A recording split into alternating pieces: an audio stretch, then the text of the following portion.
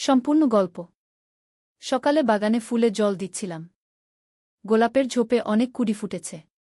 ছেলে এসে বলল, মা, ফুলগুলো কত সুন্দর। আমি হাসলাম। সে একটা লাল গোলাপ ছিঁড়ে আমাকে দিল। তোমার মতোই সুন্দর। আমি ফুলটা শুকলাম। সুবাস ভালো লাগল। সে বলল, মা, এই ফুলের মতোই তুমি আমার জীবনে সুগন্ধ ছড়িয়েছ। আমি গাছে জল দিতে থাকলাম। ছেলে আমার পেছনে এসে দাঁড়াল। মা, আমি তোমাকে ভালোবাসি। জলের বালতি আমার হাত থেকে পড়ে গেল। শুধু মা হিসেবে নয়, একজন নারী হিসেবে সে আমার কাঁধে হাত রাখল। সকালের রোদে ফুলগুলো ঝলমল করছিল। তুমি আমার স্ত্রী হও। আমরা এই বাগানেই একসাথে বাস করব। মৌমাছি ফুলের উপর ভনভন করছিল। তার কণ্ঠস্বর আমার কানে মধুর মতো লাগছিল। বিয়ে করো আমাকে, মা। আমরা নতুন জীবন শুরু করি। আমার হাতের গোলাপটা মাটিতে পড়ে গেল। তার লাল পাপড়িগুলো বিছিয়ে রইল আমাদের পায়ের কাছে। এই গল্পটি সম্পূর্ণ শুনলে আপনাদের পানি অটোমেটিক বের হয়ে যাবে, সো যত দ্রুত সম্ভব হাতের কাছে টিস্যু নিয়ে বসে পড়ো।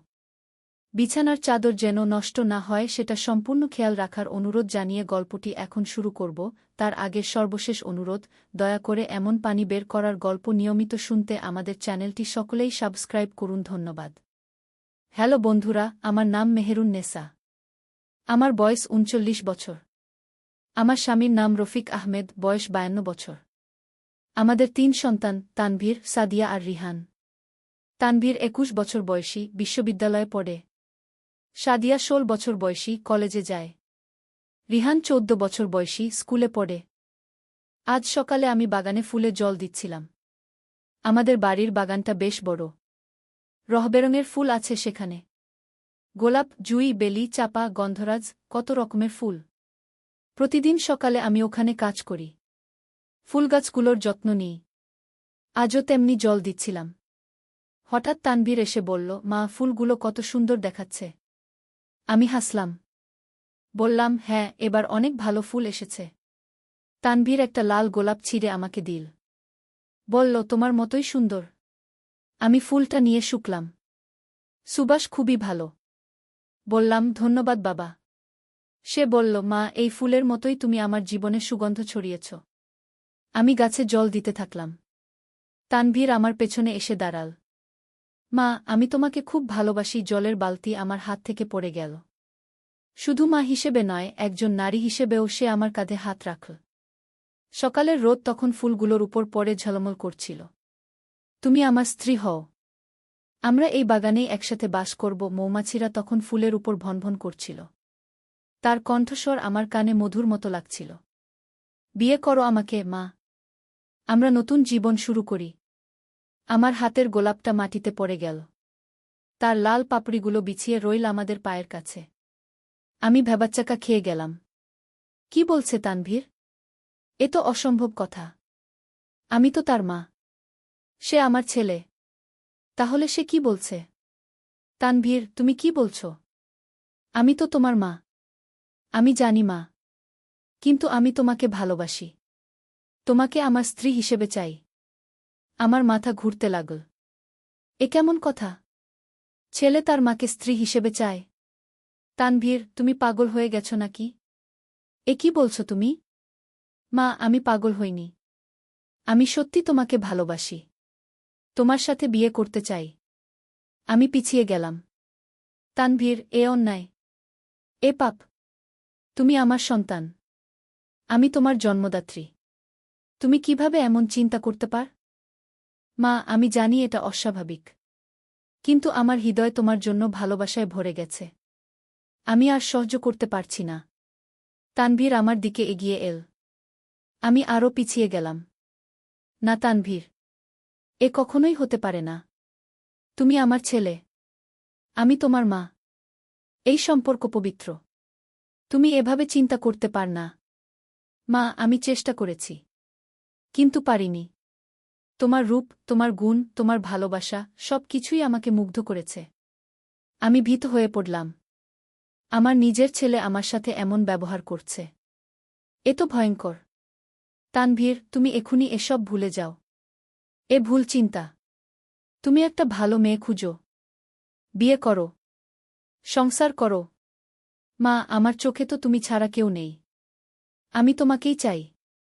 হঠাৎ বাড়ির ভেতর থেকে আওয়াজ এল। মেহেরুন, কোথায় তুমি? এ তো রফিকের গলা। আমার স্বামী বাড়িতে ফিরে এসেছেন। এই যে আসছি, আমি চিৎকার করে জবাব দিলাম। তানভীরের দিকে তাকিয়ে বললাম, তুমি এ কথা আর কখনো বলবে না। কেউ জানতে পারবে না। বুঝেছ? তানভীর মাথা নিচু করে রইল। আমি দৌড়ে বাড়িতে গেলাম। রফিক এসেছেন। উনি অফিস থেকে কিছু কাগজ নিতে এসেছেন। কি করছিলে বাগানে? ফুলগাছে জল দিচ্ছিলাম। তানভীর কোথায়? সেও বাগানেই ছিল। ও আচ্ছা। আমি একটা ফাইল নিয়ে যাচ্ছি। দুপুরে আসব। রফিক চলে গেলেন। আমি একা হয়ে গেলাম। কি যে হলো আজ সকালে? তানভীর আমাকে কি বলল? এ তো ভয়ঙ্কর কথা। আমার নিজের ছেলে আমাকে স্ত্রী হিসেবে চায়। এ কি পাগলামি! আমি রান্নাঘরে গিয়ে বসলাম। মাথায় হাত দিয়ে ভাবতে লাগলাম। তানভীর একটু পরে ভেতরে এল। সে আমার কাছে এসে দাঁড়াল। মা, আমি দুঃখিত। তুমি কেন এমন ভাবো তানভীর? আমি তোমার জন্মদাত্রী। তুমি আমার সন্তান। মা, আমি জানি না কেন এমন হচ্ছে। আমি চেষ্টা করেছি, কিন্তু পারিনি। তুমি একজন ডাক্তারের কাছে যাও। মনোবিজ্ঞানীর কাছে। চিকিৎসা নাও। মা, আমি ভয় পাচ্ছি। কেউ জানলে কি হবে? কেউ জানবে না। তুমি চুপচাপ চিকিৎসা নাও। তানভীর চলে গেল। আমি একা রান্নাঘরে বসে রইলাম। সারাদিন আমার মন খারাপ ছিল। রান্না বান্না করলাম, কিন্তু মন বসছিল না কিছুতেই। সন্ধ্যায় রফিক এলেন। সাদিয়া আর রিহানও স্কুল কলেজ থেকে ফিরল। রাতে খাবারের সময় তানভীর এল না। তানভীর কোথায়? রফিক জিজ্ঞেস করলেন। জানি না। হয়তো বন্ধুদের সাথে বাইরে খেয়েছে। রাতে আমি ঘুমুতে পারলাম না। সকালের ঘটনা বারবার মনে পড়ছিল। পরের দিন সকালে তানভীর আমার কাছে এল। মা, আমি একজন ডাক্তারের সাথে কথা বলেছি। উনি বলেছেন এটা একটা মানসিক সমস্যা। চিকিৎসা আছে। আমি খুশি হলাম। সেটাই ভালো। তুমি চিকিৎসা নাও। কিন্তু মা, আমার একটা প্রস্তাব আছে। কি প্রস্তাব? আমরা এই বাড়ি ছেড়ে অন্য জায়গা চলে যাই। আমার চিকিৎসা হোক। তারপর আমরা আবার স্বাভাবিক হয়ে যাই। আমি ভাবলাম, হয়তো এটাই ভালো হবে। কিন্তু হঠাৎ আমার মনে পড়ল, আমাদের বাড়ির পাশেই একটা রহস্যময় বাড়ি আছে। সেখানে একজন বুড়ো লোক থাকে। সবাই বলে সে জাদুকর।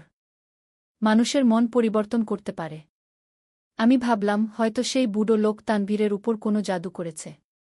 তাই সে এমন আচরণ করছে। আমি তানভীরকে বললাম, তুমি কি সেই বুড়ো লোকের বাড়িতে গিয়েছিলে? কোনো বুড়ো লোক?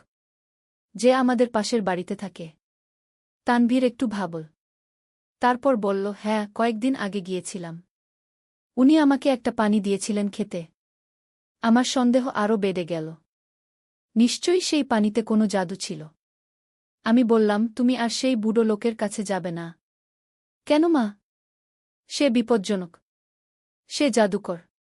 তোমার উপর জাদু করেছে। তানভীর হাসল। মা, তুমি কি বলছ? জাদুটাদু কিছু নেই। কিন্তু আমার মনে সন্দেহ রয়ে গেল। সেদিন রাতে আমি চুপচাপ সেই বুড়ো লোকের বাড়িতে গেলাম। বাড়িটা খুবই পুরনো। চারপাশে গাছগাছালি। অন্ধকার পরিবেশ। আমি দরজায় নক করলাম। একটু পরে দরজা খুল। বুড়ো লোকটা বেরিয়ে এল। তার চেহারা ভীতিকর। লম্বা দাড়ি। ছোট চোখ।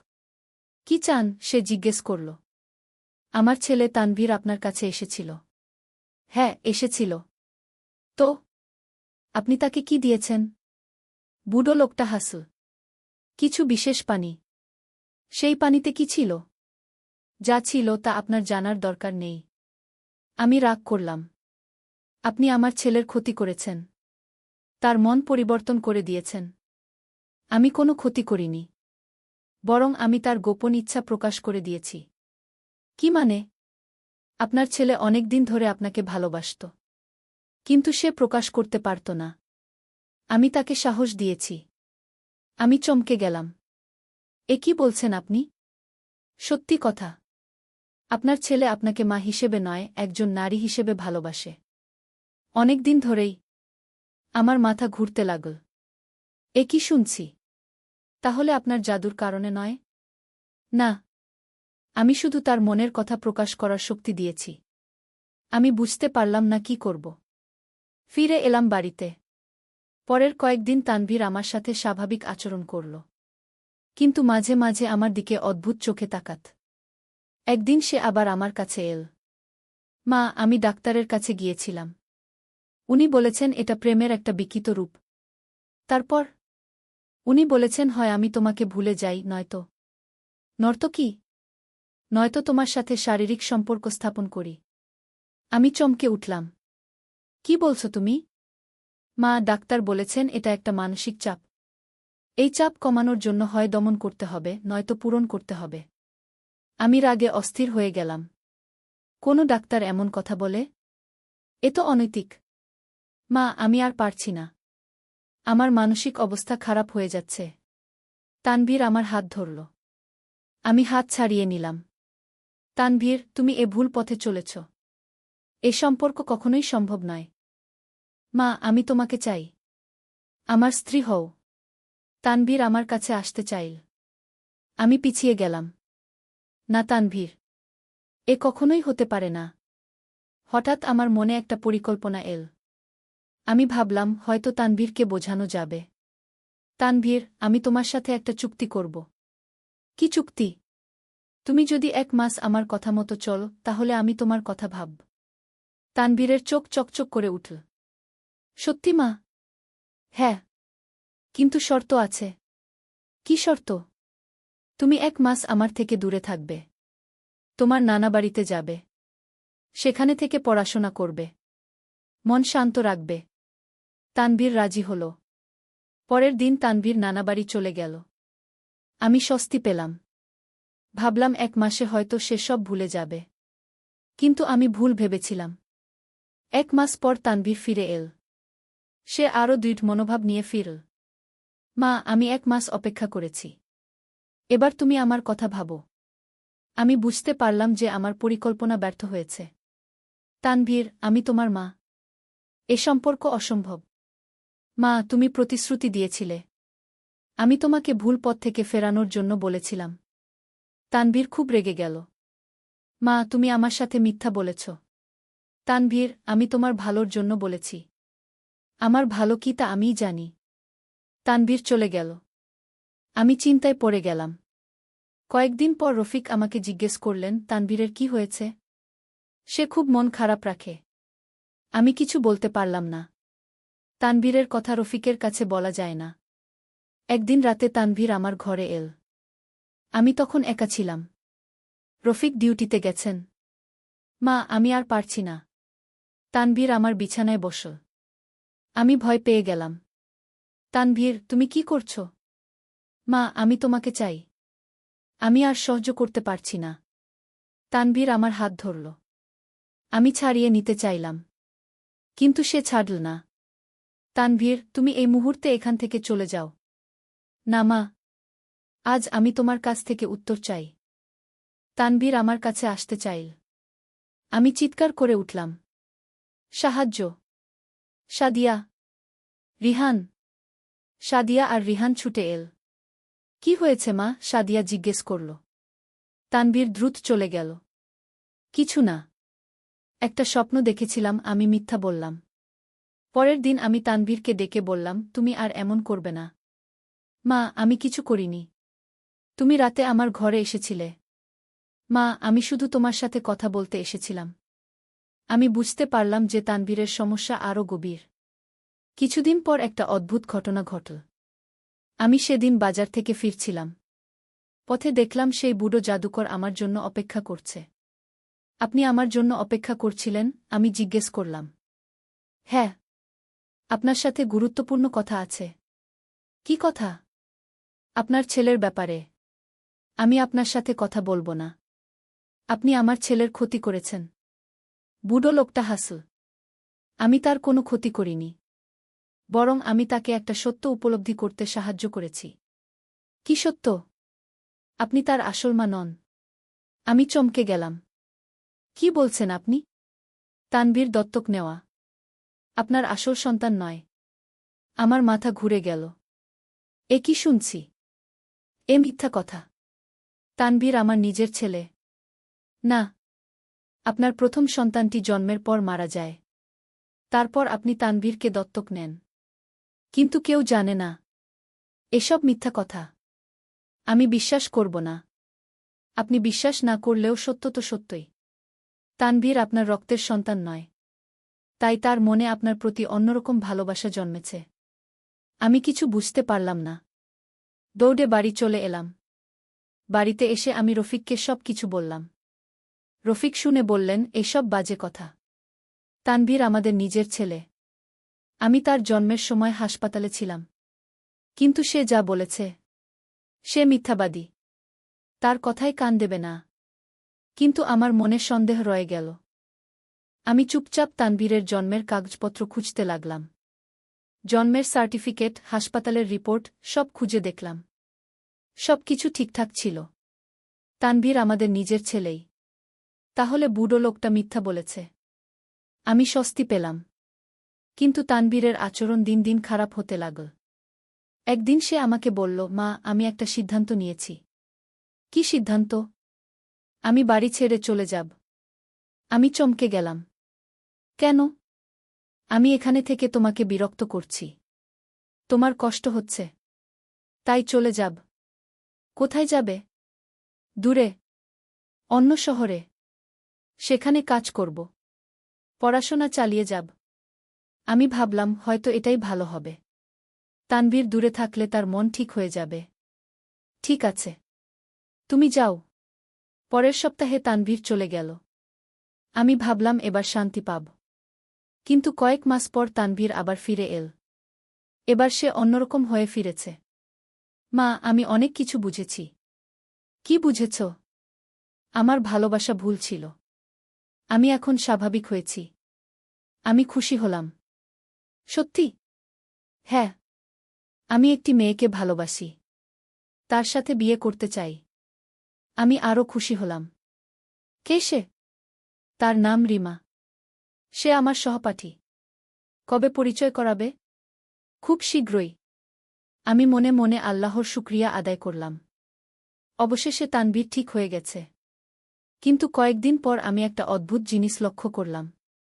তানভীর যে মেয়েটির কথা বলেছে, রিমা, তার সাথে তার আসলে কোনো যোগাযোগ নেই।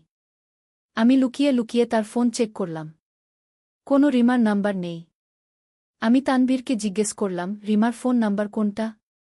তানভীর একটু ইতস্তত করল। তারপর বলল, সে ফোন ব্যবহার করে না। তাহলে তোমরা কিভাবে যোগাযোগ করো? আমরা সরাসরি দেখা করি।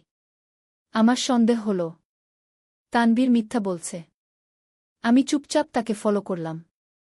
দেখলাম সে আসলে কোনো মেয়ের সাথে দেখা করে না। বরং সে সেই বুড়ো জাদুকরের বাড়িতে যায়। আমি বুঝলাম তানভীর এখনও সেই বুড়োর প্রভাবে আছে। একদিন আমি তানভীরকে কোণঠাসা করলাম। তুমি রিমার ব্যাপারে মিথ্যা বলেছ। তানভীর চুপ করে রইল। তুমি আসলে সেই জাদুকরের কাছে যাও। মা, তুমি এখনও আমাকে নিয়ে ভুল চিন্তা করো। তানভীর মাথা নিচু করল। হ্যাঁ মা, আমি পারিনি। আমি তোমাকে ভুলতে পারিনি। আমি হতাশ হলাম। তাহলে এতদিন তুমি অভিনয় করলে? আমি চেষ্টা করেছিলাম। কিন্তু পারিনি। আমি রাগে অস্থির হয়ে গেলাম। তুমি আমার সাথে মিথ্যা বলেছ। মা, আমি বাধ্য হয়েছি। আমি চেয়েছিলাম তোমাকে খুশি করতে। আমি খুশি হব যদি তুমি এই ভুল চিন্তা ছেড়ে দাও। মা, আমি পারছি না। সেই বুড়ো আমাকে বলেছে একটা উপায়। কি উপায়? তুমি যদি একবার আমার কথা শুনো, তাহলে আমি তোমাকে ছেড়ে দেব। কি কথা? তুমি আমার সাথে এক রাত থাকো। আমি চমকে গেলাম। কি বলছো তুমি? মা, শুধু এক রাত। তারপর আমি তোমাকে আর বিরক্ত করব না। এ তো পাগলামি। মা, আমি প্রতিশ্রুতি দিচ্ছি।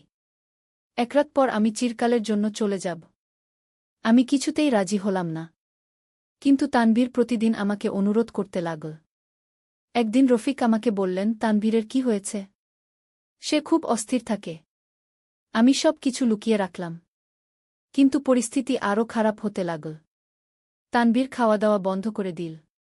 পড়াশোনা ছেড়ে দিল। সারাদিন ঘরে বন্ধ হয়ে থাকত। আমি চিন্তায় পড়ে গেলাম। তানভীরের এই অবস্থা দেখে আমার মন খারাপ হতে লাগল।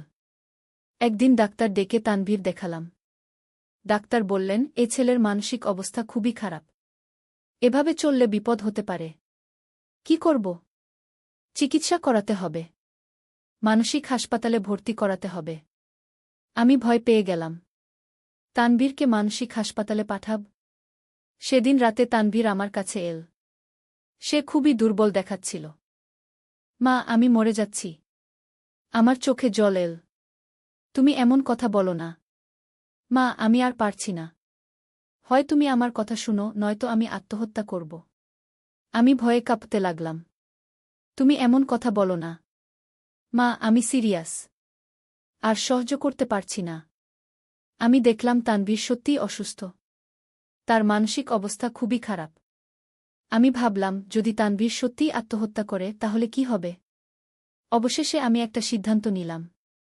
তানভীর, আমি তোমার কথা ভাবব। কিন্তু তুমি আগে সুস্থ হও। খাওয়া দাওয়া করো। তানভীরের চোখে আশার আলো ফিরে এল। সত্যি মা? হ্যাঁ। কিন্তু আগে সুস্থ হও। তানভীর খাওয়া দাওয়া শুরু করল। কয়েকদিনেই সে আগের মতো হয়ে গেল। কিন্তু এখন সে আমার কাছে আরও বেশি দাবি করতে লাগল। মা, আমি সুস্থ হয়েছি। এবার তুমি তোমার প্রতিশ্রুতি রাখো। আমি বুঝতে পারলাম যে আমি খুবই খারাপ অবস্থায় পড়েছি। হঠাৎ একদিন একটা বিস্ময়কর ঘটনা ঘটল। আমি বাজার থেকে ফিরে দেখি আমাদের বাড়িতে পুলিশ এসেছে। কি ব্যাপার? আমি জিজ্ঞেস করলাম। আপনার পাশের বাড়ির বুড়ো লোকটাকে গ্রেফতার করেছি, একজন পুলিশ বলল। কেন? সে নকল ওষুধ বিক্রি করত। মানুষকে ভুল পথে পরিচালিত করত। অনেকের ক্ষতি করেছে। আমি চমকে গেলাম। তাহলে সেই বুড়ো আসলেই ভুয়া ছিল। তার বাড়ি থেকে অনেক নকল ওষুধ পাওয়া গেছে। এই ওষুধ খেলে মানুষের মানসিক অবস্থার পরিবর্তন হয়। আমি বুঝতে পারলাম। তানভীর যে পানি খেয়েছিল সেটা আসলে নকল ওষুধ ছিল। সেই ওষুধের প্রভাবেই তার মানসিক অবস্থার পরিবর্তন হয়েছে। আমি দৌড়ে ভেতরে গিয়ে তানভীরকে সব কিছু বললাম। তানভীর শুনে স্তব্ধ হয়ে গেল। মা, তাহলে আমার এই অনুভূতি কৃত্রিম? হ্যাঁ। ওষুধের প্রভাবে তোমার মন পরিবর্তন হয়েছে। তানভীর মাথায় হাত দিয়ে বসে পড়ল। মা, আমি কি করেছি? আমি তোমাকে কত কষ্ট দিয়েছি। আমি তানভীরের কাঁধে হাত রাখলাম। এটা তোমার দোষ নয়। তুমি ওষুধের প্রভাবে এমন করেছ। কিন্তু মা, আমি তোমার সাথে এত খারাপ আচরণ করেছি। সব ভুলে যাও। এখন তুমি ঠিক হয়ে যাবে। কয়েক সপ্তাহের মধ্যে তানভীরের মানসিক অবস্থা সম্পূর্ণ স্বাভাবিক হয়ে গেল। সে আবার আগের মতো ভালো ছেলে হয়ে গেল। পড়াশোনায় মন দিল। আমার সাথে স্বাভাবিক আচরণ করতে লাগল। একদিন সে আমার কাছে এল। মা, আমি দুঃখিত। আমি তোমাকে অনেক কষ্ট দিয়েছি। এসব আর বলবে না। তুমি এখন ভালো আছ। এটাই যথেষ্ট। মা, আমি একটা সত্যিকারের মেয়েকে পছন্দ করেছি। আমি খুশি হলাম। সত্যি? হ্যাঁ। তার নাম নাফিসা। আমার ক্লাসমেট। কবে পরিচয় করাবে? আগামী সপ্তাহে। আমি মনে মনে খুশি হলাম। অবশেষে তানভীর স্বাভাবিক হয়েছে। কয়েক মাস পর তানভীর নাফিসাকে বাড়িতে নিয়ে এল। মেয়েটি খুবই ভদ্র এবং সুন্দর। তানভীর আমাকে বলল, মা, আমরা বিয়ে করতে চাই। আমি খুশিতে কেঁদে ফেললাম। আল্লাহর রহমত। তোমরা বিয়ে করো। কয়েক মাস পর তানভীর আর নাফিসার বিয়ে হল। বিয়েতে অনেক আত্মীয়-স্বজন এল। সবাই খুশি। বিয়ের পর তানভীর আর নাফিসা আলাদা বাড়িতে চলে গেল। তারা খুব সুখে থাকতে লাগল। আমিও শান্তিতে থাকতে লাগলাম। সেই ভয়াবহ দিনগুলোর কথা ভুলে গেলাম। 1 বছর পর তানভীর বাবা হল। তার একটি সুন্দর ছেলে হল। আমি নানি হলাম। খুব খুশি। তানভীর আমাকে বলল, মা, তোমার ধৈর্য আর ভালোবাসার জন্যই আমি আজ সুখে আছি। আমি বললাম, এসব কথা বলিস না। তুমি আমার সন্তান। তোমার ভালো হলেই আমার ভালো। এভাবে আমাদের পরিবারে আবার শান্তি ফিরে এল। সেই অন্ধকার দিনগুলো পার হয়ে গেল। আজ যখন এই গল্প বলছি তখন তানভীর একজন সফল মানুষ। তার সুন্দর একটা পরিবার আছে। সে আমাকে খুব ভালোবাসে, একজন মায়ের মতোই। এই গল্পের শিক্ষা হল, কখনো কখনো আমাদের জীবনে এমন কিছু ঘটনা ঘটে যা আমাদের ভুল পথে নিয়ে যায়। কিন্তু ধৈর্য আর বিচক্ষণতার সাথে সেই সমস্যার সমাধান করা যায়। তানভীরের ক্ষেত্রে সেই নকল ওষুধই ছিল সমস্যার মূল কারণ। সেই ওষুধের প্রভাব শেষ হওয়ার পর সে স্বাভাবিক হয়ে গেল। আমি আল্লাহর কাছে কৃতজ্ঞ যে সেই কঠিন সময়টা আমরা পার করতে পেরেছি। এখন আমার নাতিনাতনীদের সাথে সময় কাটাই। তানভীর প্রায়ই বাচ্চাদের নিয়ে আমার কাছে আসে। আমরা সবাই মিলে খুব আনন্দে থাকি। সেই বুড়ো ভণ্ড জাদুকর এখন জেলে। তার মতো আরও অনেক ভণ্ড আছে যারা মানুষকে বিভ্রান্ত করে। আমাদের সবার উচিত এদের থেকে সাবধান থাকা। আমার এই গল্পের মাধ্যমে আমি সবাইকে বলতে চাই, পরিবারের মধ্যে যদি কোনো সমস্যা হয় তাহলে ধৈর্য ধরে সমাধান করুন। কোনো ভণ্ড বা প্রতারকের ফাঁদে পড়বেন না। আর সবসময় আল্লাহর উপর ভরসা রাখুন। তিনি সব সমস্যার সমাধান করে দেবেন। এই ছিল আমার জীবনের সবচেয়ে কঠিন অধ্যায়ের কাহিনী। আশা করি আপনারা এই গল্প থেকে কিছু শিক্ষা নিতে পারবেন। বন্ধুরা, এই গল্পটি এখানেই শেষ। আশা করি আপনাদের ভালো লেগেছে। আমাদের চ্যানেলে আরও এরকম গল্প পাবেন। সবাই সাবস্ক্রাইব করুন আর ভালো থাকুন। একদিন আলী সাহেব সোহেলের অফিসে এলেন। সোহেল তাকে দেখে অবাক হয়ে গেল। স্যার, আপনি এখানে? হ্যাঁ সোহেল, তোমার অফিস একবার দেখতে চাইলাম। খুব সুন্দর হয়েছে গু। আলী সাহেব পুরো অফিস ঘুরে দেখলেন। কর্মচারীদের সাথে কথা বললেন। তারপর সোহেলের রুমে এসে বসলেন। সোহেল, তুমি অনেক দূর এসেছ। মনে আছে 7 বছর আগে তুমি যখন আমার অফিসে প্রথম এসেছিলে চা বানানোর কাজ করতে? হ্যাঁ স্যার, সব মনে আছে ইউ। আমি গর্বিত যে আমি তোমাকে একটা সুযোগ দিয়েছিলাম। আর তুমি সেই সুযোগকে কাজে লাগিয়েছ। জানো সফলতার মূল সূত্র কি? কি স্যার? কঠোর পরিশ্রম, সততা আর হাল না ছাড়া। তোমার মধ্যে এই 3টা গুণই আছে গু। সোহেল চোখে জল নিয়ে বলল, আপনি না থাকলে আজ আমি এখানে পৌঁছাতে পারতাম না স্যার। না সোহেল, আমি শুধু একটা দরজা খুলে দিয়েছিলাম। ভেতরে ঢুকে পথ তৈরি করেছ তুমি নিজে গু। আলী সাহেব চলে যাওয়ার আগে বললেন, আমার একটা বড় প্রজেক্ট আছে। একটা 20 ফ্লোর বিজনেস টাওয়ার। আমি চাই তুমি এই প্রজেক্টে আমার সাথে পার্টনার হও। 50-50। রাজি? সোহেল অবাক হয়ে গেল। এত বড় প্রজেক্ট? স্যার, আমার কি যথেষ্ট সামর্থ্য আছে? আছে। আমি বিশ্বাস করি সোহেল রাজি হয়ে গেল। এটা তার জীবনের সবচেয়ে বড় প্রজেক্ট হবে। 50 অধ্যায়, বড় চ্যালেঞ্জ। 20 ফ্লোর বিজনেস টাওয়ারের কাজ শুরু হল। এটা সোহেলের জীবনের সবচেয়ে বড় চ্যালেঞ্জ। প্রজেক্টের বাজেট প্রায় 10 করোড় টাকা। সোহেলকে 5 করোড় টাকা ইনভেস্ট করতে হবে। সোহেল তার সব সঞ্চয়ে, ব্যাংক লোন আর কিছু ইনভেস্টর থেকে টাকা জোগাড় করল। এটা একটা বিশাল ঝুঁকি। যদি প্রজেক্ট ব্যর্থ হয় সব শেষ। মিনা চিন্তিত ছিল। সোহেল, এত বড় ঝুঁকি নেওয়া ঠিক হবে? মিনা, জীবনে বড় কিছু করতে হলে ঝুঁকি নিতে হয়। আমি এই সুযোগ হাতছাড়া করতে চাই না গিয়ে। কিন্তু যদি কিছু ভুল হয়? ভুল হবে না। আমি আলী সাহেবের সাথে আছি। উনি আমাকে গাইড করবেন। প্রজেক্ট শুরু হল। প্রথম 6 মাস সব ভালোই চলছিল। কাজ সময়মতো হচ্ছে, বাজেট ঠিক আছে। কিন্তু 7 মাসের মাথায় একটা বড় সমস্যা দেখা দিল। একজন প্রধান ইনভেস্টর হঠাৎ তার টাকা ফেরত চাইলেন। তিনি অন্য একটা জরুরি কাজে টাকা লাগবে বলে জানালেন। 1 করোড় টাকা ফেরত দিতে হবে। সোহেল বিপদে পড়ে গেল। 1 করোড় টাকা এখন কোথায় পাবে? প্রজেক্টের সব টাকা ঢেলে দিয়েছে। সে আলী সাহেবের সাথে কথা বলল। আলী সাহেব বললেন, চিন্তা করো না, আমি ব্যবস্থা করছি। কিন্তু আলী সাহেবও বড় একটা প্রজেক্টে আটকে আছেন। তার হাতে লিকুইড ক্যাশ নেই। সোহেল অন্য ব্যাংক থেকে লোন নেওয়ার চেষ্টা করল। কিন্তু ব্যাংক বলল, ইতিমধ্যে তার অনেক লোন আছে, নতুন লোন দিতে পারবে না। সোহেল রাতে ঘুমাতে পারছিল না। খাওয়া দাওয়া বন্ধ করে দিয়েছিল। মিনা তাকে দেখে খুব চিন্তিত হয়ে গেল। সোহেল, প্লিজ নিজেকে এভাবে শেষ করে ফেলো না। কোনো একটা রাস্তা বের হবেই কি। কিন্তু সোহেল কোনো রাস্তা দেখতে পাচ্ছিল না। ইনভেস্টর 15 দিন সময় দিয়েছে। 15 দিনের মধ্যে টাকা ফেরত না দিলে তিনি আইনি ব্যবস্থা নেবেন। 10 দিন কেটে গেল। সোহেল কোনো সমাধান খুঁজে পেল না। সে প্রায় হাল ছেড়ে দিয়েছিল। 11 দিনের দিন একটা অপ্রত্যাশিত ঘটনা ঘটল। জাহিদ ভাই, সোহেলের পুরনো সহকর্মী, তার অফিসে এলেন। জাহিদ ভাই এখন একটা রিয়েল এস্টেট কোম্পানিতে সিনিয়র ম্যানেজার। সোহেল, আমি তোমার সমস্যার কথা শুনেছি গু। হ্যাঁ ভাই, আমি বিপদে পড়েছি গু। আমি তোমাকে সাহায্য করতে চাই। আমার কিছু সঞ্চয় আছে, 5 লাখ টাকা। তুমি নাও।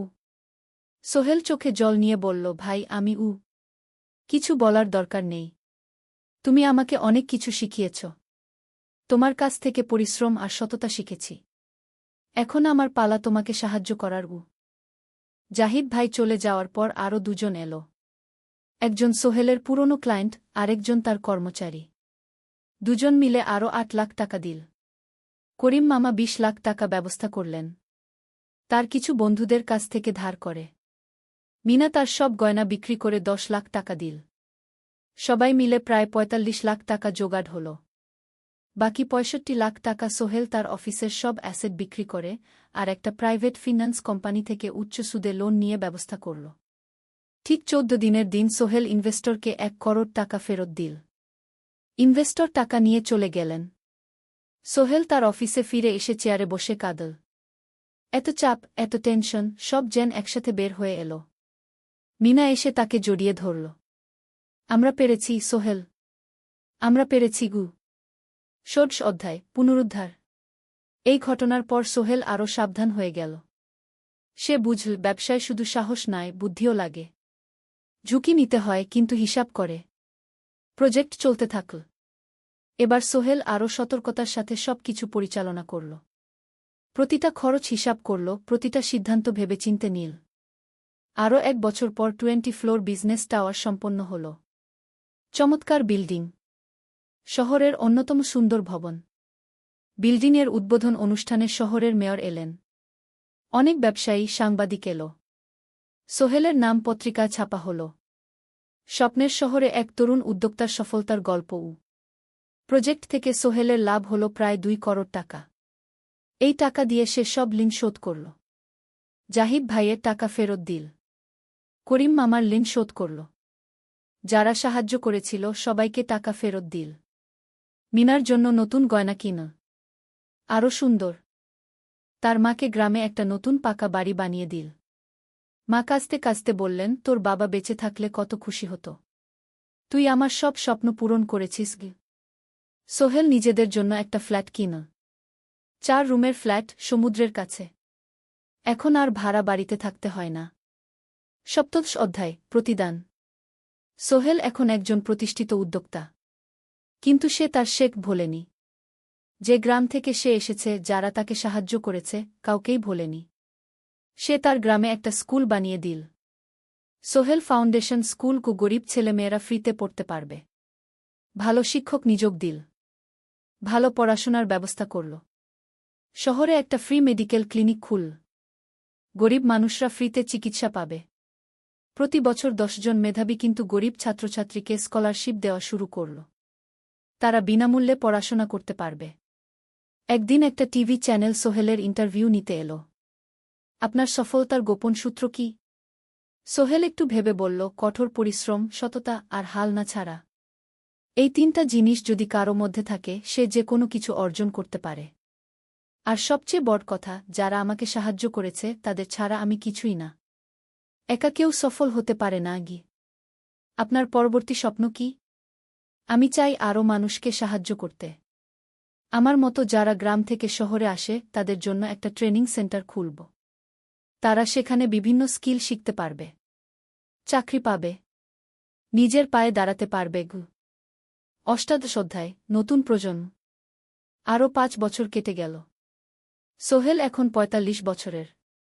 তার মেয়ে সারা এখন 9 বছরের। স্কুলে ক্লাস 4-এ পড়ে। খুব মেধাবী মেয়ে। একদিন সারা বাবাকে জিজ্ঞেস করল, বাবা, তুমি কিভাবে এত বড় হলে? আমার বন্ধুরা বলে তুমি একজন সফল মানুষ গো। সোহেল তাকে কোলে নিয়ে বসল। বাবা, তুমি জানো, তোমার দাদু ছিলেন একজন স্কুল শিক্ষক। খুব সৎ মানুষ। কিন্তু আমরা গরিব ছিলাম। আমি রিকশা চালাতাম গো। রিকশা? সত্যি? হ্যাঁ। তারপর আমি এই শহরে এলাম। অনেক কষ্ট করেছি। কিন্তু হাল ছাড়িনি।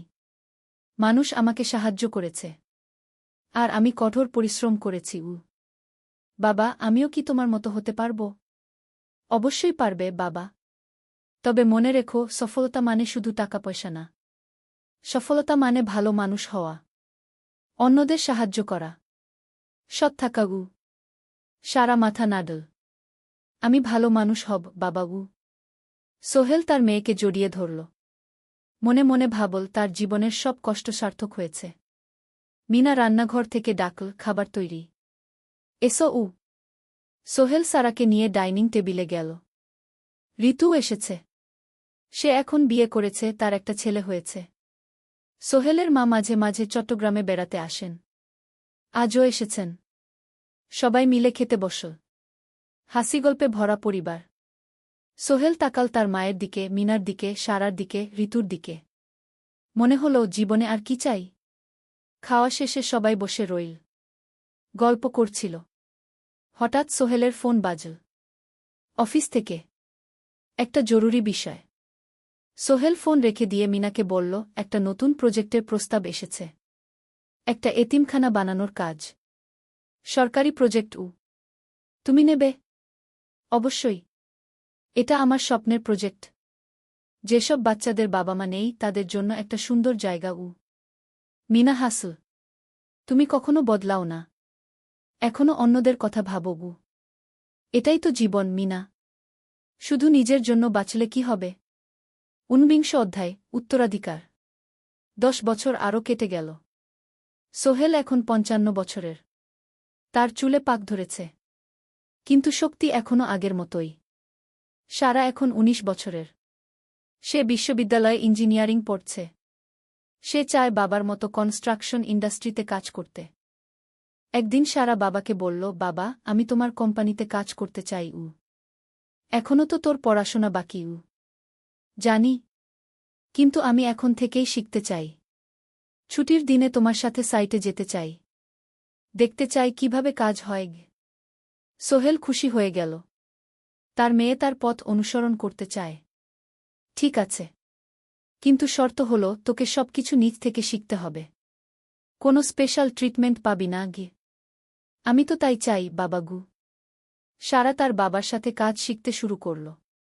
সে দেখল কিভাবে শ্রমিকরা কাজ করে, কিভাবে ম্যাটেরিয়াল বাছাই করতে হয়, কিভাবে একটা প্রজেক্ট ম্যানেজ করতে হয়।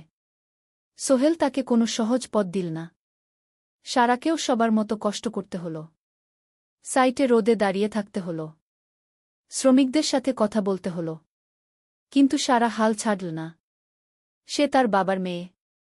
পরিশ্রম করতে জানে। 3 বছর পর সারা গ্রাজুয়েট হল। সে সোহেলের কোম্পানিতে জুনিয়র প্রজেক্ট ম্যানেজার হিসেবে যোগ দিল। সোহেল ধীরে ধীরে সারাকে বড় দায়িত্ব দিতে শুরু করল। সারা তার বাবার মতোই সৎ, পরিশ্রমী। 20 অধ্যায়, সমাপ্তি নয়, নতুন শুরু। আরও 5 বছর পর। সোহেল এখন 60 বছরের। সে সিদ্ধান্ত নিল, এবার অবসর নেওয়ার সময় এসেছে। কোম্পানির দায়িত্ব সারাকে দেবে। একটা অনুষ্ঠান করা হল। সোহেল আনুষ্ঠানিকভাবে কোম্পানির চেয়ারম্যান পদ থেকে অবসর নিল। সারা হল নতুন ম্যানেজিং ডিরেক্টর। সোহেল তার বক্তব্যে বলল, আমি যখন এই শহরে এসেছিলাম আমার পকেটে ছিল মাত্র 5,000 টাকা। একটা ছোট্ট ব্যাগ। আর অনেক স্বপ্ন। আজ 40 বছর পর আমি পেছনে ফিরে তাকাই, দেখি একটা দীর্ঘ পথ। সেই পথে অনেক কষ্ট ছিল, অনেক বাধা ছিল। কিন্তু ছিল অনেক ভালোবাসাও। অনেক মানুষের সাহায্যও। আমি বিশ্বাস করি, সফলতা একা আসে না। এটা আসে অনেক মানুষের সমর্থন, ভালোবাসা আর বিশ্বাস নিয়ে। আমি যা কিছু অর্জন করেছি তা আমার একার না। এটা আমার পরিবারের, আমার কর্মচারীদের, আমার বন্ধুদের, সবার। আজ আমি আমার মেয়ে সারার হাতে এই দায়িত্ব তুলে দিচ্ছি। আমি জানি সে আমার চেয়ে ভালো করবে। কারণ সে শিখেছে আমার ভুল থেকে, আমার অভিজ্ঞতা থেকে। অনুষ্ঠান শেষ হল। সবাই চলে গেল। সোহেল আর মিনা অফিসে একা দাঁড়িয়ে রইল। মিনা, মনে আছে আমরা প্রথম কখন দেখা হয়েছিলাম? হ্যাঁ। তোমার সেই ছোট্ট মুদি দোকানে। তুমি বিস্কুট কিনতে এসেছিলে। কে ভেবেছিল সেই দিন থেকে আমাদের এই পর্যস্বপ্নের শহর। প্রথম অধ্যায়, যাত্রা শুরু। সকাল ৭টা বেজে গেছে। ঢাকার কমলাপুর রেলস্টেশনে মানুষের ভিড়। চারদিকে চা বিস্কুট বিক্রেতাদের চিৎকার, ট্রেনের হর্ন আর যাত্রীদের কোলাহল। এই বিশাল ভিড়ের মধ্যে একটা ছোট্ট ব্যাগ হাতে দাঁড়িয়ে আছে সোহেল। বয়স মাত্র ২২। গায়ের রং শ্যামলা, চোখে স্বপ্নের ঝিলিক। ভাইজা, চট্টগ্রামের টিকিট আছে? সোহেল টিকিট কাউন্টারের সামনে দাঁড়িয়ে জিজ্ঞেস করল। আছে। ৩০ টাকা। কাউন্টারের লোকটা উত্তর দিল। সোহেল তার পকেট থেকে টাকা বের করল। মোট ৫,০০০ টাকা। এই টাকা সে জমিয়েছে গত ৩ বছরে রিকশা চালিয়ে। তার স্বপ্ন ছিল চট্টগ্রাম গিয়ে একটা ভালো চাকরি পাওয়া। গ্রামে আর থাকতে চায় না সে। বাবা মারা গেছেন ১০ বছর আগে। মা আর ছোট বোন ঋতুকে নিয়ে সংসার চালাচ্ছিল রিকশা চালিয়ে। কিন্তু এভাবে তো আর সারা জীবন চলবে না। টিকিট কেটে সোহেল প্ল্যাটফর্মে এল। ট্রেন ছাড়বে আর মাত্র ১৫ মিনিট পরে। সে একটা বেঞ্চে বসে পড়ল। ব্যাগটা বুকের কাছে চেপে ধরল। এই ব্যাগে আছে তার সব সম্পদ, কিছু কাপড়, একটা ছোট্ট ফটো ফ্রেমে বাবা মায়ের ছবি, আর কিছু টাকা। কোথায় যাচ্ছেন? পাশে বসা একজন বয়স্ক মানুষ জিজ্ঞেস করলেন। চট্টগ্রাম কাকা। চাকরি খুঁজতে যাচ্ছি কি? সোহেল বিনয়ের সাথে উত্তর দিল। ভালো। তবে শহরে সাবধানে থাকবেন। শহর মানে অনেক সুযোগ, কিন্তু অনেক ফাঁদও আছে। বয়স্ক লোকটা বললেন। সোহেল মাথা নাড়ল। সে জানে শহরের জীবন সহজ না। কিন্তু তার কোনো বিকল্প নেই। গ্রামে রিকশা চালিয়ে মাসে ৩,৫০০ টাকা আয় হতো। তার মধ্যে সংসার চালাতে হতো, বোনের স্কুলের খরচ দিতে হতো, মায়ের ওষুধের খরচ দিতে হতো। কিছুই বাঁচত না। আর এই জীবন থেকে বেরোনোর একটাই পথ, শহরে গিয়ে ভালো কাজ খুঁজে নেওয়া। সোহেল মনে মনে ভাবল তার বাবার কথা। বাবা ছিলেন একজন স্কুল শিক্ষক। খুব সৎ মানুষ ছিলেন। সবসময় বলতেন, সোহেল, তুই লেখাপড়া শিখে বড় মানুষ হবি। আমাদের পরিবারে আর কেউ বড় চাকরি করেনি। তুই করবি। কিন্তু বাবা যখন মারা গেলেন তখন সোহেল মাত্র এসএসসি পরীক্ষা দিয়েছে। ফলাফল ভালো হয়েছিল, জিপিএ অর্ধচতু। কিন্তু বাবার মৃত্যুর পর আর পড়া হল না। পরিবারের দায়িত্ব নিতে হল। ট্রেন ছাড়ল। সোহেল জানালার পাশে বসে বাইরে তাকাল। ধানক্ষেত, নদী, ছোট ছোট গ্রাম, সব পেছনে ফেলে ট্রেন এগিয়ে চল। সোহেলের মনে হল সে যেন তার পুরনো জীবনটাকেও পেছনে ফেলে আসছে। ট্রেনে একজন হকার এসে চা বিক্রি করছিল। সোহেল একটা চা কিনল। ১০ টাকা। চা খেতে খেতে সে ভাবছিল, চট্টগ্রাম পৌঁছে কি হবে? করিম মামা তাকে সাহায্য করবেন তো? চাকরি পাওয়া যাবে তো? করিম মামা আসলে সোহেলের খুব দূর সম্পর্কের মামা। সোহেলের দাদির বোনের ছেলে। অনেক বছর আগে গ্রাম ছেড়ে চট্টগ্রামে চলে গিয়েছিলেন। সেখানে একটা কনস্ট্রাকশন কোম্পানিতে কাজ করেন। বছরে একবার দুবার গ্রামে আসতেন। গত বছর যখন এসেছিলেন তখন সোহেলের মাকে বলেছিলেন, সোহেলকে চট্টগ্রাম পাঠান। আমি একটা কাজের ব্যবস্থা করে দেব। সেই কথাতেই ভরসা করে সোহেল আজ এই যাত্রা। দ্বিতীয় অধ্যায়, নতুন শহর। চট্টগ্রাম পৌঁছাতে প্রায় ৬ ঘণ্টা লেগে গেল। দুপুর ১টা বাজে। সোহেল স্টেশন থেকে বের হয়ে শহরের রাস্তায় দাঁড়াল। কি বিশাল শহর! এত গাড়ি, এত মানুষ। চারদিকে উঁচু উঁচু বিল্ডিং, দোকানপাট, মানুষের ভিড়। সোহেল কিছুক্ষণ দাঁড়িয়ে থাকল সব কিছু দেখতে দেখতে। তার মনে হচ্ছিল সে যেন অন্য কোনো পৃথিবীতে এসে পড়েছে। তার পকেটে একটা ছোট্ট কাগজ আছে। সেখানে লেখা একটা ঠিকানা, করিম মিয়া, বাড়ি নং ২৩, রোড নং ৫, আগ্রাবাদ, চট্টগ্রামকে। সোহেল একটা রিকশা ডাকল। কত নেবেন আগ্রাবাদ যেতে? ৫০ টাকা। সোহেল রিকশায় উঠল। রাস্তার দুধারে দোকান, মার্কেট, অফিস, সব কিছু দেখতে দেখতে সে অবাক হয়ে গেল। এত বড় শহর, এত কিছু! গ্রামের সেই ছোট্ট বাজারের সাথে কোনো তুলনাই হয় না। প্রায় আধা ঘণ্টা পর রিকশা একটা পুরনো বাড়ির সামনে থামল। ৩ তলা বাড়ি, কিন্তু রং উঠে গেছে। সিঁড়ি দিয়ে উঠে ৩য় তলায় করিম মামার ফ্ল্যাটে নক করল। দরজা খুলল এক মধ্যবয়সী মহিলা। কে? আসসালামু আলাইকুম আপা। আমি সোহেল। নোয়াখালীর গ্রাম থেকে এসেছি।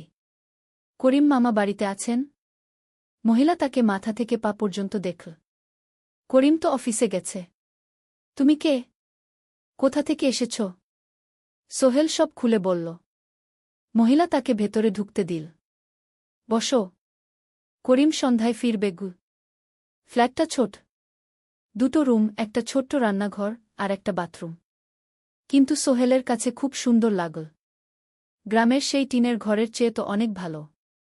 মহিলা তার নাম জানাল সালমা। করিম মামার স্ত্রী। তাদের দুটো ছেলে, একজন ক্লাস 8-এ পড়ে, আরেকজন ক্লাস 5-এ। খেয়েছ? সালমা আপা জিজ্ঞেস করল। না আপাগু। অপেক্ষা করো। ভাত আছে, মাছ আছে। খাও। সোহেল প্রথমে রাজি হতে চাইল না, কিন্তু খুব খিদে পেয়েছিল। সকাল থেকে শুধু একটা চা আর বিস্কুট খেয়েছে। খাওয়া দাওয়ার পর সোহেল বসে রইল।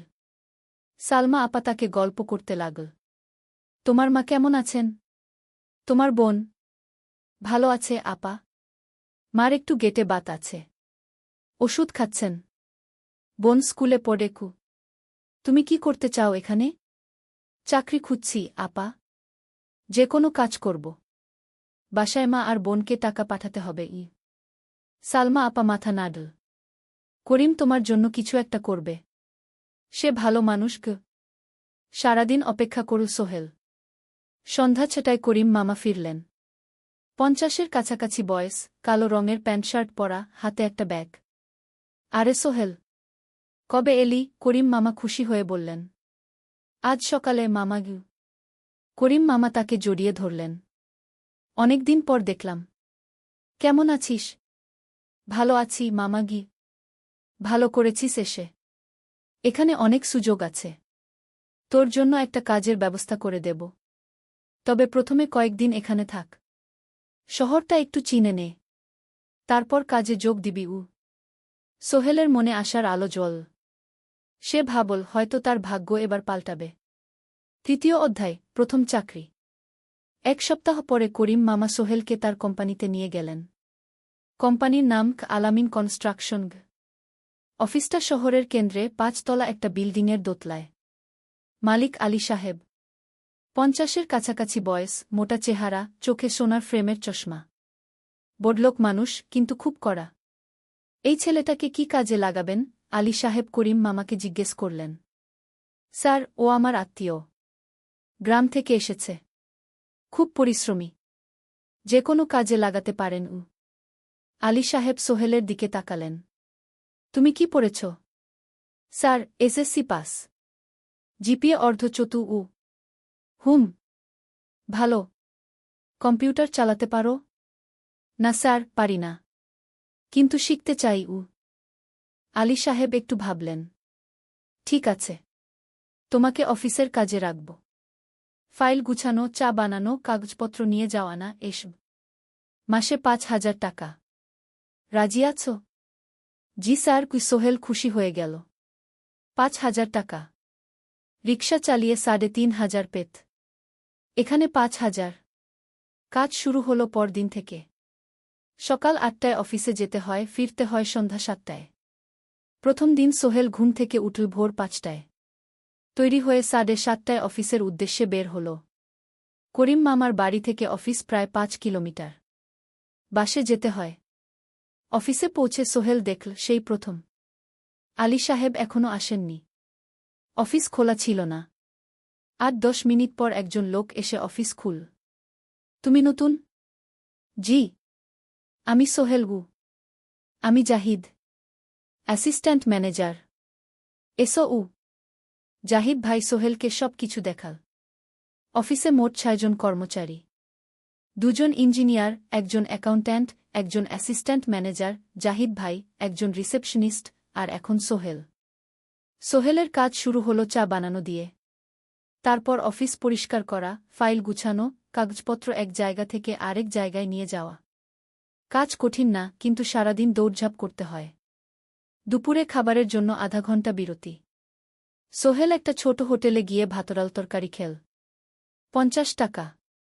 সন্ধ্যায় অফিস বন্ধ হল। সোহেল ক্লান্ত হয়ে বাসায় ফিরল। কেমন লাগল প্রথম দিন? করিম মামা জিজ্ঞেস করলেন। ভালো মামা। অনেক কিছু শিখলাম। প্রথম মাসের শেষে সোহেল বেতন পেল 5,000 টাকা। সে 3,000 টাকা মাকে পাঠাল। মা ফোনে কাঁদতে লাগলেন। আল্লাহ তোকে ভালো রাখুক সোহেল। সোহেলের চোখেও জল এলো। তার মনে হল সে একটা বড় কাজ করতে পেরেছে। চতুর্থ অধ্যায়, শহরের জীবন। 3 মাস কেটে গেল। সোহেল এখন শহরের সাথে মিশে গেছে। প্রতিদিন অফিসে যাওয়া আসার পথে সে দেখে হাজারো মানুষের জীবন। কেউ সফল, কেউ ব্যর্থ, কিন্তু সবাই চলছে নিজের পথে। সোহেল অফিসের কাজের পাশাপাশি কম্পিউটার শেখার চেষ্টা করছে। অফিসে একটা কম্পিউটার আছে। যখন কেউ ব্যবহার করে না, তখন সোহেল একটু একটু শিখার চেষ্টা করে। জাহিদ ভাই তাকে সাহায্য করেন। সোহেল, তুমি যদি কম্পিউটার ভালোভাবে শিখতে পারো, তাহলে তোমার ভবিষ্যৎ উজ্জ্বল। জাহিদ ভাই একদিন বললেন। কিভাবে শিখব ভাই? ট্রেনিং সেন্টারে যাও। সন্ধ্যায় ক্লাস আছে। মাসে 2000 টাকা লাগবে গি। সোহেল ভাবল, 2000 টাকা অনেক, কিন্তু এটা বিনিয়োগ, ভবিষ্যতের জন্য। সে একটা ট্রেনিং সেন্টারে ভর্তি হল। সপ্তাহে 3 দিন, সন্ধ্যা 7:30 থেকে রাত 9টা পর্যন্ত ক্লাস। কম্পিউটারের basic, MS Word, Excel, PowerPoint, internet ব্যবহার। একদিন অফিস থেকে ফেরার সময় সোহেল একটা দোকানে চা খেতে গেল। দোকানের পাশেই একটা ছোট্ট মুদি দোকান। সেখানে একটা মেয়ে বসে আছে। বয়স হবে 20-এর কাছাকাছি। সাদাসিধে চেহারা, সাদা শাড়ি পরা, কিন্তু চোখে এক ধরনের দৃঢ়তা। ভাইজা, 1 প্যাকেট বিস্কুট দেন কি? সোহেল বলল। মেয়েটা বিস্কুট দিল। 20 টাকা। সোহেল টাকা দিয়ে যাচ্ছিল, হঠাৎ মেয়েটা বলল, আপনি নতুন এসেছেন এই এলাকায়, তাই না? হ্যাঁ। 3 মাস হল। কিভাবে বুঝলেন? আপনার চেহারা দেখেই বোঝা যায়। এখনও গ্রামের ছোঁয়া আছে। আর আপনি প্রতিদিন এই পথ দিয়ে যান। দেখেছি কি? মেয়েটা হাসল। সোহেলও হেসে ফেলল। আপনি খুব পর্যবেক্ষক মনে হচ্ছে গি। জীবনে অনেক কিছু দেখেছি, তাই মানুষকে চিনতে শিখেছি গি। আপনার নাম? মিনা। এই দোকান আমার বাবার। উনি অসুস্থ, তাই আমি দেখছি গু। সেদিন থেকে সোহেল প্রায়ই সেই দোকানে যেতে শুরু করল। মিনার সাথে গল্প করত। ধীরে ধীরে তাদের মধ্যে একটা বন্ধুত্ব তৈরি হল। মিনাও তার জীবনের গল্প বলল। মিনার মা মারা গেছেন যখন সে মাত্র 7 বছরের। বাবা আব্দুল হামিদ একা হাতে মিনাকে বড় করেছেন। মুদি দোকান দিয়ে সংসার চালান।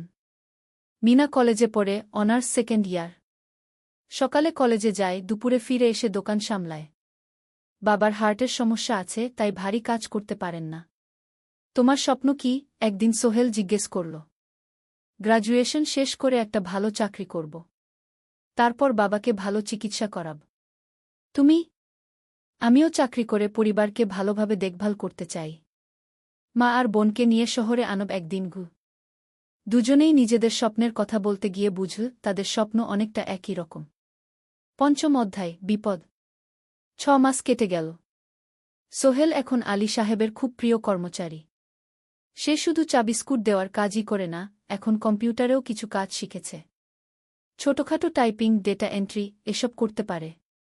আলী সাহেব খুশি হয়ে তার বেতন বাড়িয়ে 8000 টাকা করে দিয়েছেন। একদিন রাতে সোহেল অফিস থেকে ফিরছিল। সেদিন একটু দেরি হয়ে গেছে। রাত প্রায় 9টা। সাধারণত সোহেল সন্ধ্যা 7:30টায় ফিরে। কিন্তু সেদিন অফিসে একটা জরুরি কাজ ছিল। বাস থেকে নেমে সোহেল বাড়ির দিকে হাঁটছিল। হঠাৎ একটা অন্ধকার গলিতে 3 জন লোক তাকে ঘিরে ধরল। তাদের চেহারা দেখেই বোঝা যাচ্ছিল ভালো উদ্দেশ্য নিয়ে আসেনি। টাকা দে তাড়াতাড়ি, একজন বলল। তার হাতে একটা ছুরি।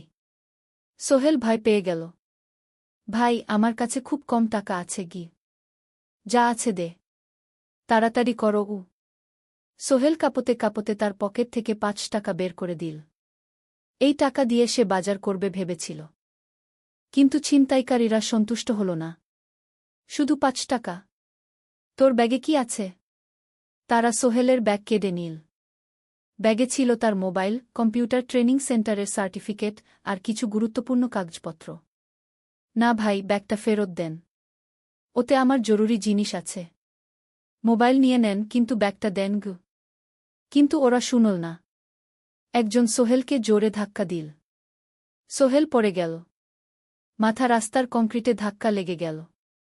রক্ত বের হল। 3 জন দৌড়ে পালিয়ে গেল। কিছুক্ষণ সোহেল অজ্ঞান হয়ে পড়ে রইল। তারপর ধীরে ধীরে জ্ঞান ফিরল। মাথায় প্রচণ্ড ব্যথা। সে উঠে দাঁড়ানোর চেষ্টা করল, কিন্তু মাথা ঘুরছিল। কোনোমতে একটা দেয়াল ধরে দাঁড়াল। একজন পথচারী তাকে দেখে থামল। কি হয়েছে ভাই? ছিনতাই হয়েছে কি? এসো, আমি তোমাকে হাসপাতালে নিয়ে যাই। কিন্তু সোহেল রাজি হল না।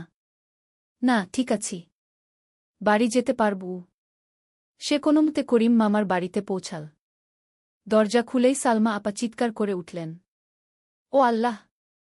কি হয়েছে? করিম মামা দৌড়ে এলেন। সোহেলকে ভেতরে নিয়ে গেলেন। তার মাথায় জল ঢেলে রক্ত পরিষ্কার করলেন। ক্ষতটা বেশ গভীর। হাসপাতালে যেতে হবে কি? করিম মামা বললেন। তারা একটা অটোরিকশা নিয়ে নিকটস্থ হাসপাতালে গেলেন। ডাক্তার সোহেলের মাথায় 3টা সেলাই দিলেন। বলল, 1 সপ্তাহ বিশ্রাম নিতে হবে। কোনো ভারী কাজ করা যাবে না। হাসপাতাল থেকে ফিরে সোহেল শুয়ে রইল। তার মনে হচ্ছিল সবকিছু শেষ হয়ে গেছে। মোবাইল চলে গেছে, গুরুত্বপূর্ণ কাগজপত্র চলে গেছে। এখন 1 সপ্তাহ অফিস করতে পারবে না। পরদিন সকালে করিম মামা আলী সাহেবকে ফোন করে সব জানালেন। আলী সাহেব বললেন, ঠিক আছে, সোহেল ভালো হয়ে এলে আসবে, চিন্তার কিছু নেই গি।